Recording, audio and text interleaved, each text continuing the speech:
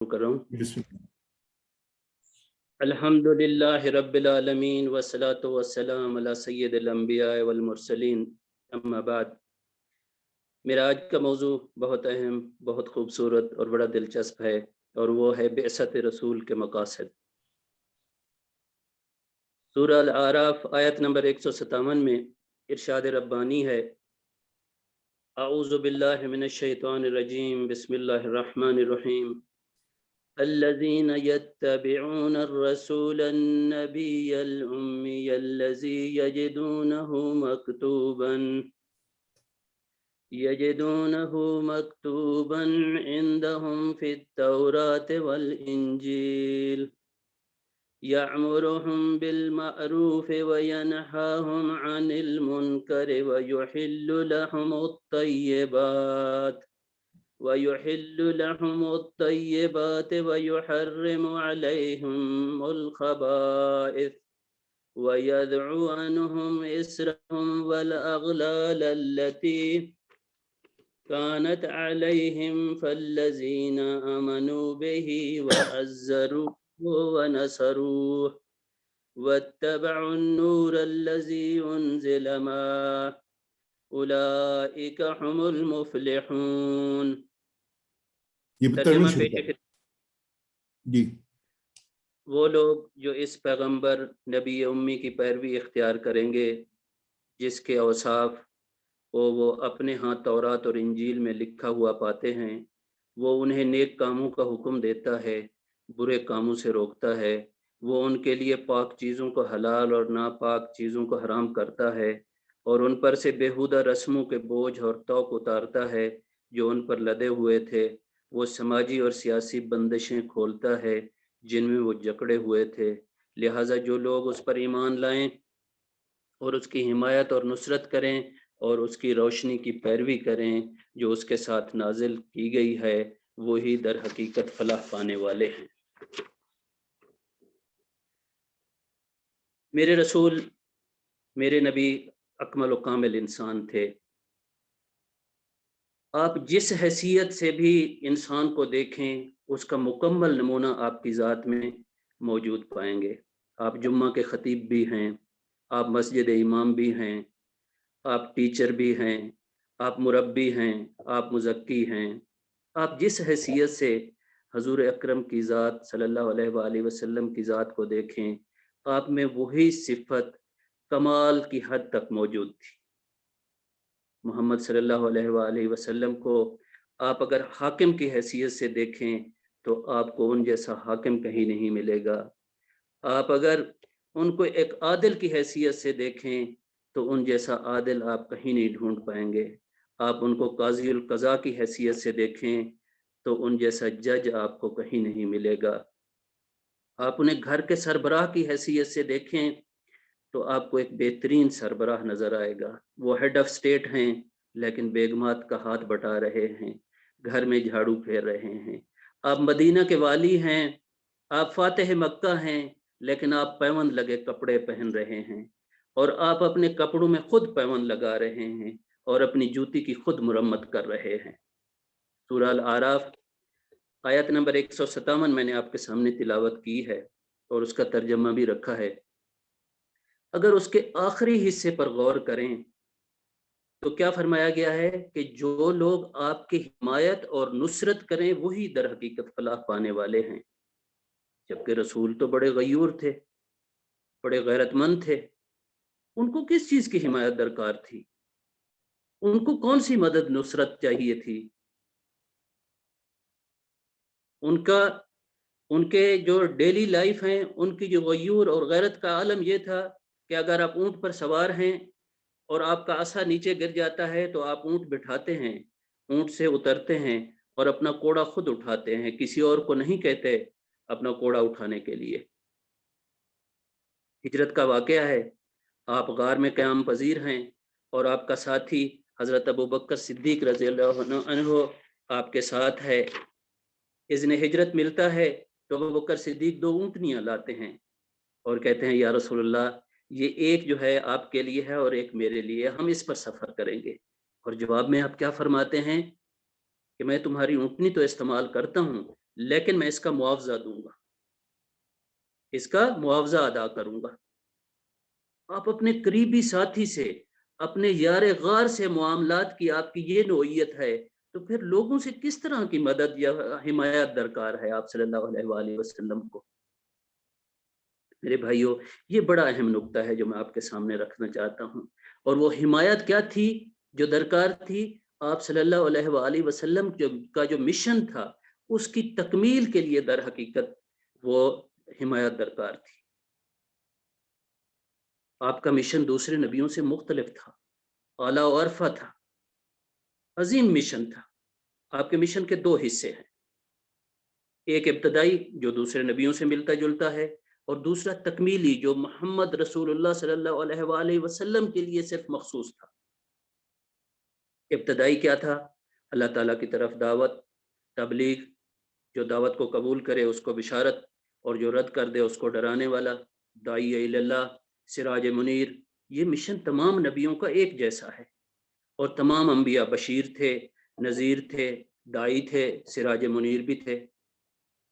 لیکن اللہ نے آپ سے مخاطب ہو کر یہ کہا کہ اے نبی، جو دین آپ کو دیا جا رہا ہے اس کے لیے صرف تبلیغ اور تعلیم کافی نہیں ہے، اس کو قائم کر کے دکھاؤ نظام زندگی کی حیثیت سے۔ اور 3 مرتبہ قرآن میں آیا ہے کہ هو الذی ارسل رسولہ بالہدی والدین الحق لیظہرہ علی دین کلہ۔ ایک دفعہ نہیں، 3 دفعہ سورہ توبہ میں یہ الفاظ آئے ہیں، سورہ صف میں یہ فرمان آیا ہے، اور سورہ فتح میں بھی یہی احکامات آئے ہیں۔ ہمارے پیارے نبی کو دوسرے نبیوں پر فضیلت حاصل ہے۔ دوسرے نبیوں کی طرح اگر نبوت چلی آتی اور ایک جگہ ختم ہو جاتی آ کر، پھر تو کوئی فضیلت نہیں تھی۔ نبوت اور رسالت تدریجاً جاری رہی، اور جب حضور پر پہنچی تو اپنے عروج کو چھوا، اور ہدایت اسی طرح تمام نبیوں سے جاری رہی، اور جب قرآن میں پہنچی تو اپنے عروج کو چھوا۔ اور میرے رسول کا جو مقصد تھا، اور وہ مقصد بھی، مشن بھی، اس نے بھی اپنے عروج کو چھوا، اور ہر لحاظ سے اس کی تکمیل ہوئی، اور پھر ختم ہوئی، اور آپ کو خاتم النبیین کا لقب ملا۔ اور اللہ تعالیٰ خود فرما رہے ہیں کہ الیوم اکملت لکم دینکم واتممت علیکم نعمتی ورضیت لکم الاسلام دینا۔ میرے بھائیوں، میں اب آتا ہوں ان پوائنٹ کی طرف کہ بعثت کے مقاصد جو ہیں وہ کیا تھے۔ بعثت کے مقاصد بے شمار ہیں، جو اس مختصر وقت میں ان کو کور کرنا بڑا مشکل ہے، لیکن میں چیدہ اہم پوائنٹ جو ہے وہ آپ کے سامنے رکھتا ہوں۔ اور اس میں سے پہلا جو ہے وہ ہے، آپ کی بعثت کا مقصد یہ تھا کہ ایک اللہ کی عبادت کی دعوت دینا، لوگوں کو بلانا۔ سورہ نحل آیت نمبر 36 میں ہے وَلَقَدْ بَعَثْنَا فِي كُلِّ أُمَّةٍ رَسُولًا أَنِ اعْبُدُوا اللَّهَ وَاجْتَنِبُوا الطَّاغُوتَ۔ اور ہم نے ہر قوم میں ایک پیغام لے جانے والا رسول بھیجا کہ صرف اللہ کی بندگی کرو، اور طاغوت یعنی جھوٹے خداؤں، جابروں، آمروں، ظالم بادشاہوں اور باطل کی طرف بلانے والوں کی بندگی سے بچو۔ ہر پیغمبر کی آمد کے بعد میرے بھائیوں، اس کی قوم 2 حصوں میں بٹ گئی۔ ایک وہ تھی جنہوں نے آپ کی بات مانی، اور ایک وہ تھی جو گمراہی میں مبتلا رہے، دوسرا حصہ جو تھا۔ تو میرے بھائیوں، پھر تاریخ انسانی شاہد ہے، تاریخ انسانی کے واقعات و تجربات نے ثابت کر دیا کہ عذاب الہی فرعون اور اس کے ماننے والوں کو آیا، جبکہ موسیٰ علیہ السلام سرخرو رہے۔ صالح علیہ السلام کے جھٹلانے والوں پر آیا، اور ان کے ماننے والے مقرب الہی رہے۔ ہود علیہ السلام، نوح علیہ السلام کے منکرین پر عذاب آیا، جبکہ مومنین ہمیشہ سرخرو رہے۔ اور دوسرا مقصد جو ہے وہ ہے تبشیر و انذار۔ سورہ کہف آیت نمبر 56 میں ہے وَمَا نُرْسِلُ الْمُرْسِلِينَ إِلَّا مُبَشِّرِينَ وَمُنذِرِينَ۔ اور ہم تو اپنے رسولوں کو صرف اس لیے بھیجتے ہیں کہ وہ نیک کام کرنے والوں کو خوشخبریاں سنائیں، اور برے کام کرنے والوں کو ڈرائیں۔ اللہ رب العزت رسولوں کو اس لیے بھیجتے ہیں کہ فیصلے کا وقت آنے سے پہلے لوگوں کو فرما برداری کے اچھے اور نافرمانی کے انجام سے خبردار کر دیں، تاکہ لوگوں کو کوئی حجت باقی نہ رہے۔ اسی طرح سورہ نساء آیت نمبر 165 میں ہے کہ رسلا مبشرین و منذرین لئلا یکون للناس علی اللہ حجت بعد الرسل وکان اللہ عزیزا حکیما۔ یہ سارے کے سارے رسول خوشخبری دینے والے اور ڈرانے والے تھے، تاکہ ان پیغمبروں کے آنے کے بعد لوگوں کے سامنے کوئی حجت یا عذر باقی نہ رہے۔ اور اللہ تو ہے ہی بڑا زبردست اور غلبہ رکھنے والا اور دانائی کے ساتھ ٹھیک ٹھیک کام کرنے والا۔ اور تیسرا مقصد جو ہے، لوگوں کو زندگی کے بنیادی اختلافات سے نکالنا۔ میرے بھائیوں، وہ دور ایسا تھا، لوگ تو ہم پرستی میں مبتلا تھے، عجیب و غریب قسم کی روایات ان میں رائج تھیں، مسلک کے لحاظ سے لوگ مختلف فرقوں میں بٹے ہوئے تھے۔ ہمارے نبی کا مشن ایک عظیم مشن تھا۔ آپ نے لوگوں کو دینی، معاشی، معاشرتی ہر طرح کے اختلافات سے دور رہنے کی تلقین کی، اور ان کو تعلیم دی کہ جب کبھی آپس میں اختلاف آ جائے تو اللہ کی کتاب اور رسول کی حدیث کو جو ہے آپ رکھ کر فیصلہ کریں۔ اور آپ نے فرما دیا، لوگوں کو بتا دیا کہ اللہ کی کتاب کے علاوہ کہیں اور سے فیصلہ لینا طاغوت کی پیروی ہے۔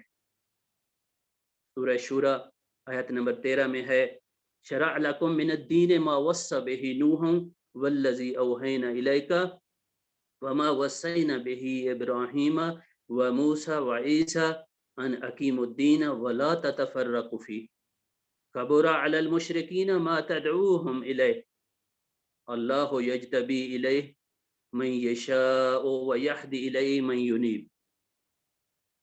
اللہ تعالیٰ نے تمہارے لیے وہی دین مقرر کیا ہے جس کے قائم کرنے کا اس نے نوح کو حکم دیا تھا، اور بذریعہ وہی ہم نے تجھے بھی وہی حکم دیا، اور جس کی تاکید ہم نے ابراہیم، موسیٰ اور عیسیٰ علیہ السلام کو کی تھی کہ اس دین کو قائم رکھنا اور اس میں پھوٹ نہ ڈالنا۔ سورہ نحل آیت نمبر 64 میں ہے، میں اس مقصد کو قرآن نے بڑے خوبصورت انداز سے بہت واضح کر دیا اور حل بتا دیا۔ ارشاد باری تعالیٰ ہے، وَمَا أَنزَلْنَا عَلَيْكَ الْكِتَابَ إِلَّا لِتُبَيِّنَ لَهُمُ الَّذِي اخْتَلَفُوا فِيهِ وَهُدًى وَرَحْمَةً لِقَوْمٍ يُؤْمِنُونَ۔ ہم نے یہ کتاب اس لیے اتاری ہے کہ تم اختلافات کی حقیقت کو ان کے سامنے کھول کر بیان کر دو جن میں وہ پڑے ہوئے ہیں۔ غرض یہ کتاب ہدایت اور رحمت ہے ان لوگوں کے لیے جو اسے مان لیتے ہیں۔ اور میرے بھائیوں، چوتھا مقصد بڑا اہم مقصد تھا، اور وہ کیا تھا؟ لوگوں کی تعلیم اور ان کا تزکیہ نفس۔ آپ کی بعثت کا ایک مقصد یہ ہے کہ اللہ رب العالمین نے آپ کو جہاں امام اعظم بنا کر مبعوث کیا، وہیں آپ کو معلم اعظم بنا کر بھی بھیجا، اور آپ نے لوگوں کو کتاب و حکمت کی تعلیم دی، ان تمام اعمال کی نشاندہی کی جو قرب الہی کا ذریعہ تھے، اور ان تمام امور سے آگاہ کیا جو اللہ سے دوری اور جہنم کا باعث تھے۔ آپ نے ان کے اندر پائے جانے والے میل کچیل کو صاف کیا، ختم کیا، اور پھر تاریخ اس بات کی شاہد ہے کہ اس تزکیہ نفس کے نتیجے میں جو جماعت آپ نے بنائی اس نے دنیا پر حکمرانی کی اور دنیا کو ایک پائیدار نظام دیا۔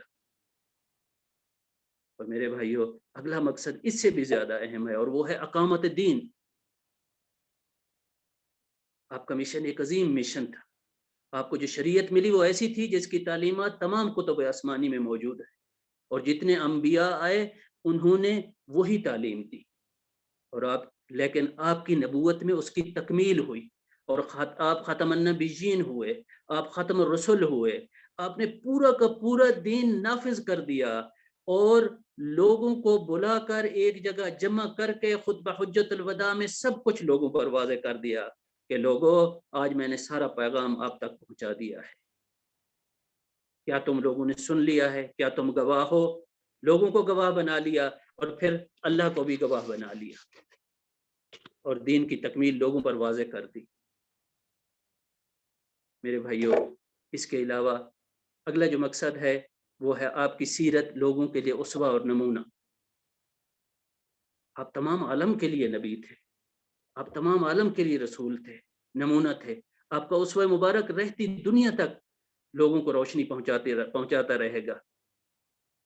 جو آپ کی اتباع کرے گا وہ دنیا اور آخرت کی کامیابی سے ہمکنار ہوگا. سورہ احزاب آیت نمبر 21 میں ہے لقد کان لکم فی رسول اللہ اسوۃ حسنہ لمن کان یرجو اللہ والیوم الآخر وذکر اللہ کثیرا. یقیناً تمہارے لیے رسول کی ذات کی صورت میں عمدہ نمونہ موجود ہے ہر اس شخص کے لیے جو اللہ تعالیٰ کی اور قیامت کے دن کی توقع رکھتا ہے اور بکثرت اللہ کو یاد کرتا ہے. میرے عزیزو، میں نے آپ کو بعثت کے مقاصد آپ کے سامنے رکھ دیے مختصر سے وقت میں، لیکن اب ہمیں اس سے میسج کیا ملتا ہے؟ اب ہم نے اس سے کیا اکوائر کیا ہے؟ آیا ہم اس کو ایک کہانی کی حیثیت سے پڑھ لیں یا ہم اس سے کوئی سبق حاصل کریں؟ مجھے بڑے افسوس سے کہنا پڑتا ہے کہ اس وقت امت مسلمہ جس صورتحال سے دوچار ہے، ہر صاحب نگاہ اس سے آگاہ ہے. عزت وقار اور سربلندی گویا ہم سے چھین لی گئی ہے. اور اللہ معاف کرے، واقعہ یہ ہے کہ جیسے مغضوب علیہم قوموں کا نقشہ آج ہم پر فٹ ہوتا ہوا نظر آتا ہے. ہمارے ہاں افتراق ہے، باہمی خانہ جنگیاں ہیں، اختلافات ہیں، وحدت امت کا شرازہ بکھر چکا ہے. علماء عالم کن کن اختلافات میں جو ہے ان کا روک تھام نہیں کر رہے. تو میرے بھائیوں، سوال یہ ہے کہ اس صورت کا حل کیا ہے؟ اس کے لیے ہم کس سے رجوع کریں؟ اور میری طرف سے جو ہے ایک ہم میسج یہ ہے، پیغام یہ ہے میرے لیے اور میرے آڈینس کے لیے کہ خلوص اور اخلاص کا رشتہ، وفاداری کا تعلق اثر نو ہم اللہ سے، اس کی کتاب سے، رسول اللہ صلی اللہ علیہ وآلہ وسلم کی سنت سے اور حدیث سے پھر جوڑیں. ایک حدیث کی روح سے نبی اکرم نے فرمایا کہ دین تو بس خیر خواہی، خلوص اور وفاداری کا نام ہے. پوچھا گیا یا رسول اللہ کس کی وفاداری؟ تو حضور نے ارشاد فرمایا مسلمانوں سے، مسلمانوں کے اللہ سے، اس کی کتاب سے، اس کے رسول سے اور عامت الناس سے. وآخر دعوانا ان الحمد للہ رب العالمین.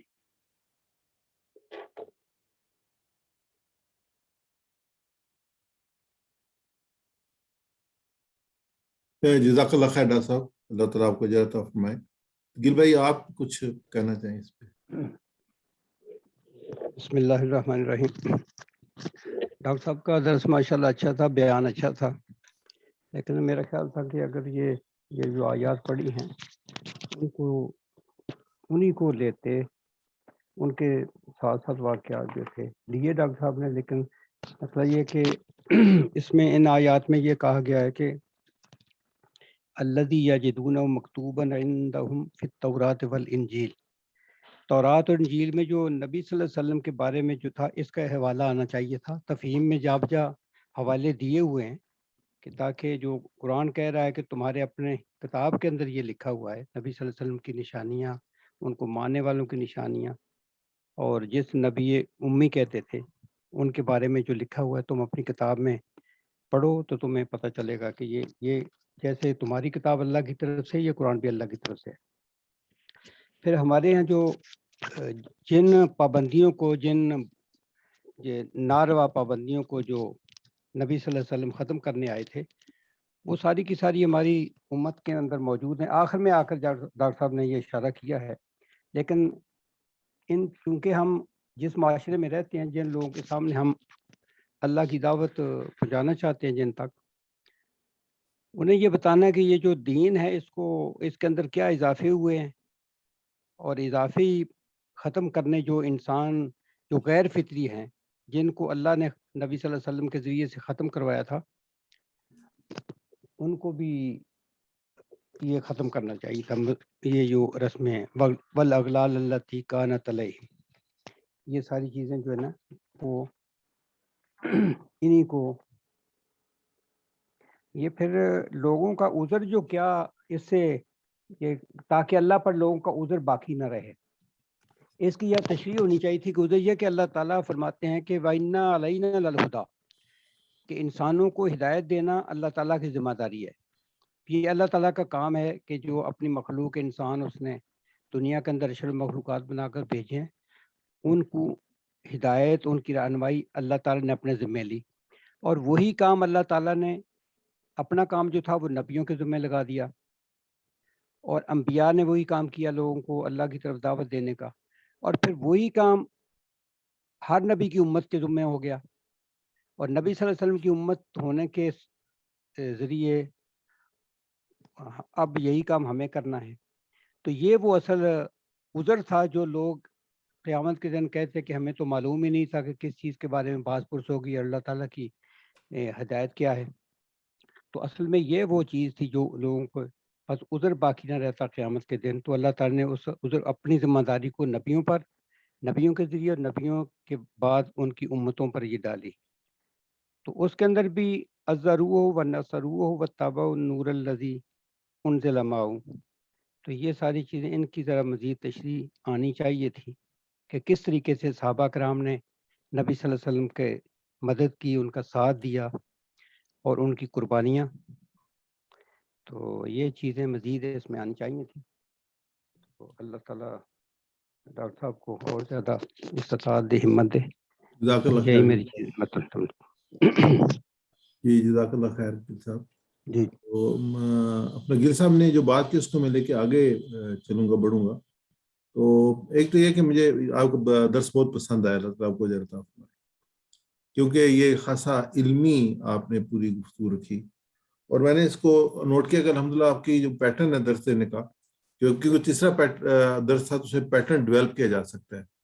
تو ماشاءاللہ آپ کے حوالہ جات ہمیشہ قرآن پاک کے بہت اچھے حوالہ جات ہیں، آپ کے حدیث کے حوالہ جات ہمیشہ کمزور رہے ہیں، آپ حدیث بہت کم کوٹ کرتے ہیں، واقعات آپ کے ماشاءاللہ اچھے رہے ہیں، اور آپ کا انطباق بہت کم ہے کہ مثلا آج اس میں ہمارے لیے کیا ہدایت ہے اور ہمیں کیا کرنا ہے۔ جو درس ہے اس میں جو بنیادی مقصد ہوتا ہے وہ یہ ہوتا ہے کہ جو قرآن اور حدیث سے ہم کرتے ہیں، وہ جن کو درس دیتے ہیں ان کو موٹیویٹ کرتے ہیں، وہ کہتے ہیں اللہ تعالیٰ نے یہ کہا ہے، اللہ کے رسول نے یہ کہا ہے، اور اس کے بعد ان کو جو حالات ہوتے ہیں اس کے مطابق ان کو جو ہم آئیڈینٹیفائی کرتے ہیں کہ آج ہمارے کرنے کا کام اس میں کیا ہے۔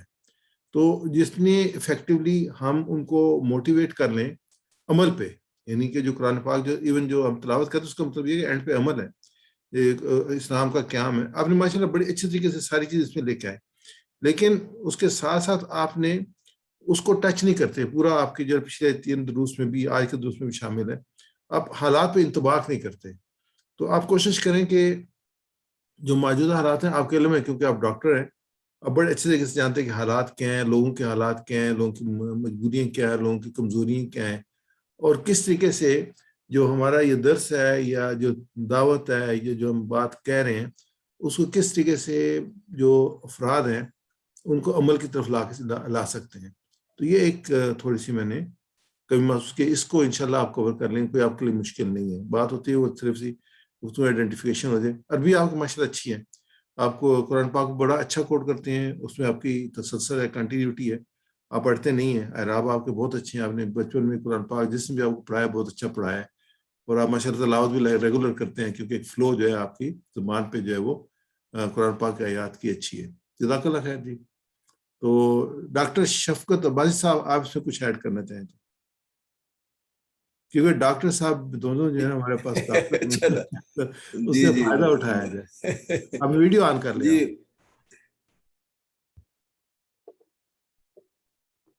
ڈاکٹر شفقت جی میری ویڈیو آپ نے کھول لی ہے؟ میں نے کھولنی ہے آپ کی، میں کھول دیتا ہوں، اب سب کو پتہ چل کے ویڈیو بند بھی ہوتی ہے، تو یہ میں نے آپ کی ویڈیو سٹارٹ کروا دی، آپ کر لیں سٹارٹ میں۔ جی ماشاءاللہ ڈاکٹر صاحب کی جی بہت مطلب یہ ہے کہ یہ تو ٹرینڈ کہتے ہیں کہ وہ ہے، مدرس ہیں اور اچھی بات کرتے ہیں، قرآن کے حوالے بھی دیتے ہیں۔ حالانکہ اس دفعہ تو انہوں نے یہ بھی کہا تھا کہ میرا وہ ہو رہا ہے، کورس وغیرہ ہو رہا ہے، بیزی تھے یہ جی بیزی تھے، اور پھر اس کے باوجود یہ ہے۔ بہرحال بہت اچھا، یہ آپ کی بات گل صاحب یہی بات ہے کہ اس کی تو کوئی لمٹ نہیں، کہ یہی جو آیت ہے میں نے بھی خیر اسی کو دیکھا ہے کہ اس کو اگر آپ پھیلائیں تو یہ تو بہت زیادہ پھیل سکتی ہے، اور پھر احادیث کا ہے کہ تھوڑا سا پوائنٹ آپ کا بالکل لیکن ماشاءاللہ ان کی اس میں تو کوئی وہ نہیں کر سکتے کہ درس یہ بہت اچھا دیتے ہیں اور بڑا اچھا سٹائل ہے اور لوگوں کو اٹریکٹ کرنے والا ہے انشاءاللہ ماشاءاللہ. جزاک اللہ خیر. ڈاکٹر صاحب طالب بھائی آپ خود کچھ کہنا چاہیں؟ جی سر، میں نے یہ سورہ الاعراف کی جو ہے 157 آیت پڑھی ہے، ایکچولی سارا درس اسی پہ ہو سکتا تھا، لیکن میں نے جو ہے آگے اب میں حریص یہ تھا کہ اب چونکہ میں تیار کر رہا ہوں اس موضوع پہ، تو میں جتنا مٹیریل جو ہے وہ میں لے لوں. اب وہ میں نے کلیکٹ کر لیا ہے، جتنا بھی میں نے مقاصد لکھے ہیں ان کے نیچے قرآن کی آیات اور جتنے بھی حوالے تھے وہ میں نے کر لیے ہیں کلیکٹ. میرا مقصد یہ تھا کہ میری ایک ڈیجیٹل لائبریری جو بن رہی ہے، میری جو مینول لائبریری بن رہی ہے، ڈیجیٹل تو نہیں، مینول لائبریری جو بن رہی ہے وہ اب میرے پاس مٹیریل اکٹھا ہو گیا ہے. اب میں کہیں بھی درس دوں تو میں پہلی آیت پہ اسی پہ ہی پورا کر سکتا ہوں، یا جو ہے کسی اور آیت کو بھی اٹھا کے کر سکتا ہوں. میرا مقصد اس وقت یہ تھا کہ میں چونکہ انڈر ٹریننگ ہوں اور میں سارے جو ہے جتنا بھی وہ آیات ہیں میں ان کو بیان بھی آپ کے سامنے رکھ دوں گا. میری ایک تو یہ کہ اس سے میں گو تھرو ہو جاؤں گا، ایک تو یہ تھی میرا آئیڈیا جو ہے نا. دوسرا میرا آئیڈیا یہ تھا کہ اس دفعہ میرا درس پوری طرح تیار نہیں ہو سکتا نا. میں نے یہ مٹیریل تو کلیکٹ کر لیا لیکن اس کو میں پڑھ نہیں سکا، میں اس کو ریفائن نہیں کر سکا. پھر بھی میری انٹینشن یہ تھی کہ میں درس دوں. کیوں دوں؟ کیونکہ جب بھی میں کہیں درس دینے کے لیے یا کہیں بات کرنے کے لیے میں مطلب وہ کرتا تھا، بولنا چاہتا تھا، اب لیٹ سے میرا ایک درس 30% تیار ہے تو مجھ میں گھبراہٹ اتنا ہوتی تھی کہ وہ 30% بھی میں ایکسپریس نہیں کر سکتا تھا، وہ 0 پہ چلا جاتا تھا، میں کچھ بھی نہیں بول سکتا تھا اس لیے کہ میرا درس تیار نہیں ہے. لیکن اس دفعہ میری یہ انٹینشن تھی کہ اگر میرا 30% ہے، کم از کم مجھ میں اتنا حوصلہ ہو کہ وہ 30% کو میں 30% تو ایکسپریس کر لوں، یا اپنے کانفیڈنس لے کے ڈیولپ کر کے اس کو میں 40% کرنے کی کوشش کروں، زیادہ اچھے طریقے سے ایکسپریس کرنے کی کوشش کروں. تو میرا جو ہے یہ تھا آج کی انٹینشن جو تھی. الحمدللہ پتہ نہیں میں نے وہ اس طریقے سے ایکسپریس کیا ہے کہ نہیں. جتنا پرسنٹ میری تھی میں سمجھتا ہوں کہ میں نے اتنا ایکسپریس کر دیا ہے. مجھ میں گھبراہٹ نہیں ہے یار نا تیسرا درس دینے سے. الحمدللہ نہیں آپ کا بڑا اچھا پریزنٹیشن تھی، کوئی گھبراہٹ نہیں تھی کسی قسم کی، اور آپ نے پورے اعتماد کے ساتھ جو وہ چیزوں کو رکھا. گل صاحب آپ کچھ کہنا چاہ رہے ہیں؟ جی ڈاکٹر صاحب، میں نے یہ کہنا تھا کہ ماشاءاللہ ڈاکٹر صاحب کا جو انداز ہے نا وہ بڑا عوامی ہے، اچھا انداز ہے، ایسا انداز ہی ہونا چاہیے. لیکن اس کے اندر جو آیات ہم تلاوت کرتے ہیں تو سامعین جو آیات سنتے ہیں وہ چاہتے ہیں کہ ان آیات کی تشریح کی جائے، کیونکہ یہ آیات پڑھی گئی ہیں، انہی آیات کی تشریح کی جائے، اور وہ تشریح بڑی اچھی ان کی آیات کی ہو سکتی تھی. تو انداز اچھا ہے ڈاکٹر صاحب کا، لیکن وہی بات کہ جو آیات پڑھی جائیں انہی کے اندر اسی مضمون کو اچھی طرح بیان کیا جائے تو یہ زیادہ مناسب ہوتا ہے. یہ سننے والے بھی اس کو اچھا سمجھتے ہیں. یعنی آیات ہمارے جو موجودہ علماء ہیں جو بھی خطبے دیتے ہیں یا تقاریر کرتے ہیں، ایک آیت پڑھ کے وہ کہیں سے کہیں نکل جاتے ہیں، لیکن جو آیات پڑھی جائیں ان کے اندر رہ کر ان کی تشریح کرنا تو یہ بہت زیادہ مناسب. ہماری دعوت کے لیے بہترین طریقہ یہی ہے کہ ہم انہی آیات کے اندر، جیسے مولانا نے دیکھیے کہ آیات کی اتنی تشریح کی جتنی وہاں ضروری ہے، پھر آگے چلے. ویسے تو دوسری تفسیر میں دیکھیے کہ ایک موضوع آتا ہے تو اس کے کہاں سے کہاں نکل جاتے ہیں، لیکن اتنی حد تک ہی رہے جتنی وہاں تشریح کی ضرورت ہے، پھر آدمی آگے بڑھ جائے. تو یہ اس چیز کا خیال رکھنا چاہیے. جی گل صاحب محترم، ایسا ہے نا کہ 2 دروس ہیں نا. ایک تو یہ کہ آپ کسی رکوع پہ یا کچھ آیات پہ دروس دے رہے ہیں، پھر تو بات یہی ہے کہ آدمی انہی آیات پہ رہے گا. جب کسی موضوع پہ دے رہے ہیں تو آپ نے کہیں سے سٹارٹ کرنا ہوتا ہے، تو آپ ایک آیت لے کے اس سے سٹارٹ کر لیتے ہیں. لیکن یہ کیونکہ آپ کے موضوع کے آگے پھر سب ٹائٹلز ہوتے ہیں جن کو آپ نے ایڈریس کرنا ہوتا ہے، پھر ان کے ریلیٹڈ آیات اور جو ہے نا وہ واقعات اور حدیث لے کے آتے ہیں. لیکن جو آپ کی بات ہے وہ صحیح ہے کہ صرف درس دینا ہو جس میں صرف آیات کا درس اور وہی 5 یا 6 یا 3 یا 4 آیات ہوں تو وہیں آپ فوکس کرنا. آپ کا ٹائٹل نہیں ہے، ٹاپک نہیں ہے، بلکہ آیات ہیں یا کچھ سورہ ہے. تو پھر اس میں یہ کہ آپ اس آیات کی جو شان نزول بھی بتائیں گے یا اس سورہ شان نزول بھی بتائیں گے، پھر ان کی جو وہ ایک ورڈز کی آپ جو وہ گرامیٹیکل کر سکتے ہیں کسی حد تک وہ بھی بتائیں گے، پھر ان کا ترجمہ بھی کریں گے، پھر ان کی تشریح بھی کریں گے، انہی کو لے کے چلیں گے. اور جو پھر اس میں مضمون اس سے ریلیٹڈ جو بھی آیت اور وہ ہوگی تو آپ اس کو جو ہے نا وہ اس کے ساتھ سپورٹ کریں گے، اس کی جو لاجک ہے اس کو دیں گے. لیکن جب آپ ٹاپک لیتے ہیں تو ٹاپک میں جو ہے اس کے سب ٹاپک ہوتے ہیں تو اس میں پھر آپ کو جو ہے ان سب ٹاپک کے لیے بھی آیات کو ڈھونڈنا پڑتا ہے. لیکن جو ٹاپک کو آپ سٹارٹ کرتے ہیں وہ کسی ایک آیت سے آپ سٹارٹ کر لیتے ہیں. میں تو اس کو اس طریقے سے لیتا ہوں. باقی میری یہ ہے کہ 2 پارٹ ہیں, ایک تو موضوع پہ درس ہے اور ایک جو ہے وہ آیات پہ درس ہے. اگر آیات پہ درس لیں گے آپ نے تو وہ اس کے لیے پیٹرن ہوا ہے جو گل صاحب نے بہت ڈیٹیل کے ساتھ رکھا ہے. اگر آپ موضوع پہ لیں گے تو میرے خیال میں جس میں نے کوشش کی ہے خود سمجھنے کی اور سمجھانے کی تو اس میں یہ ہے. گل صاحب میری بات صحیح ہے تو آپ بتا دیں. جی ڈاکٹر صاحب ایسا ہی ہے ماشاءاللہ, ٹھیک ہے ایسے ہی. تو جی طالب میں نے کافی میں نے کہا میرا موضوع ہی تھا مقاصد تھے بعثت کے جو ہاں جی نہیں آپ نے اس کو اچھا کیا, آپ اس نے 6 پارٹ میں ان کو تقسیم کیا اور بتایا کہ نبی صلی اللہ علیہ وسلم کے کیا کیا مقاصد تھے اور اس کے مطابق پھر آپ نے جو ہے وہ اس کو جو ہے وہ آگے لے کے چلے. اچھا ایک ڈاکٹر صاحب آپ اور ایک کام کریں تو جو اردو میں کچھ الفاظ ہیں جو مستعمل ہیں جو استعمال ہوتے ہیں, کچھ الفاظ ہیں جو آگے استعمال ہوتے ہیں اب استعمال نہیں ہوتے, جیسے تبشیر اور انذار اگر آپ کہیں گے نا تو کسی کو سمجھ نہیں آئے گا. جب علمی کوئی محفل ہوگی اس میں تو ہو سکتا ہے کچھ لوگ اس کو پک کر لیں, لیکن عام محفل میں لوگ نہیں, تو اس میں یہ ہے کہ بشارت دینے والے اور ڈرانے والے, تو اس کا جو ٹرانسلیشن یا اس کی آسان جو ہے وہ زبان میں وہ یوز کرے تاکہ فوری طور پہ آدمی کیچ کر سکے. تو اس میں جو جیسے نا ہم کہتے ہیں کہ اس کے لیے آسانی پیدا کرنا, ایسے مدرس ہونے کے طور پہ ہم جو سننے والے ہوتے ہیں اس کے لیے آسانی پیدا کرتے ہیں تاکہ وہ آسانی سے چیز کو جو کاپی کر لیں. جزاک اللہ خیر, بہت بہت شکریہ آپ کا, اللہ تعالیٰ آپ کو بہترین اجر عطا فرمائے. اور آپ کی مصروفیات کا کیا حال ہے, کچھ بہتر ہوئی ہیں آپ کی؟ کون سی سر؟ آپ کی مصروفیات جو تھیں اپنے. ہاں جی میرا ایگزام چل رہا تھا, وہ جو ہے ختم ہوا ہے, سیٹرڈے سنڈے کو جو ہے وہ تھا, اور اس کے بعد میں پاکستان کی تیاری کر رہا ہوں جانے کی کمنگ فرائیڈے کو, اس میں بھی لگا ہوا ہوں, فیملی کے ساتھ جانا آسان نہیں ہوتا, تو آج کل تو ریکوائرمنٹ اور نہیں, آپ کو کافی ہے. جانے سے پہلے آنے کی جو ہے نا اس کو تیاری کرنی پڑتی ہے کہ واپسی کیا صورتحال ہوگی. ایگزام بھی بڑا مشکل کام ہے. نہیں انہوں نے مجھے کہا تھا میرے ایگزام ختم ہو گئے, انہوں نے مجھے اسپیشل کہا تھا میرے ایگزام ختم ہو گئے. میں نے بھی لکھا ہے کہ جی آپ اگلا ہے تو ہمارا بھی بی ایل ایس سے انہوں نے زور لگا کرایا, ہم سے بھی ایگزام کرایا. چلے اللہ پاک ساری کری, اللہ تعالیٰ دنیا سب کے ایگزاموں میں کامیاب فرمائے. اوکے جی زاہد بھائی, اپنا ڈاکٹر صاحب شفقت عباسی صاحب آپ کی باری ہے.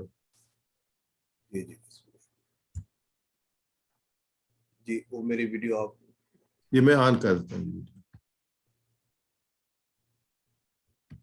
یہ سٹارٹ کر لیں آپ.